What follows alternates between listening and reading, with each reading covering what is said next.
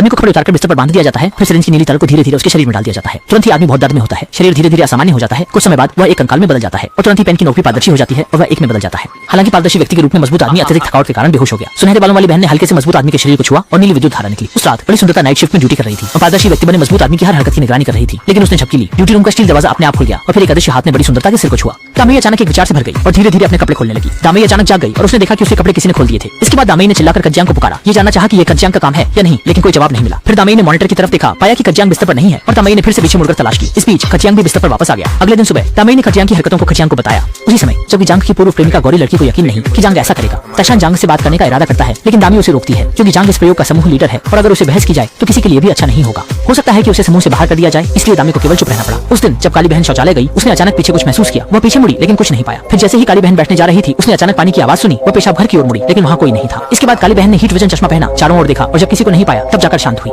हर चीज आपस में जुड़ी हुई लगती है। लगातार होने वाली घटनाओं ने सभी को सतर्क कर दिया है। खुशकिस्मती से कल ही हमें खयांग को ठीक करने वाली दवा देना है ताकि वह सामान्य हो जाए। मेडिकल अथॉरिटी द्वारा लाल रंग की दवा खयांग के शरीर में इंजेक्ट की गई और फिर यह दवा खून के साथ पूरे शरीर में फैलती हुई दिमाग तक पहुंची। हालांकि खयांग सामान्य नहीं हुआ, बल्कि और भी अधिक हिंसक बन गया। छांगो बहुत ही खतरनाक हो गए और उनके जीवन को खतरा हो गया। सबके प्रयासों से छांगो की जान बचा ली गई, लेकिन उन्हें सामान्य व्यक्ति के रूप में वापस लाने में विफल रहे। इससे छांगो का मन विकृत हो गया। वह कपड़े पहनकर सिर पर टोपी लगाकर टीम सदस्यों की अवज्ञा करते हुए बाहर भाग गए। जब वह घर लौटे तो अनजाने में उन्होंने देखा कि पड़ोस की इमारत में सुनहरी बालों वाली महिला कपड़े उतार रही थी।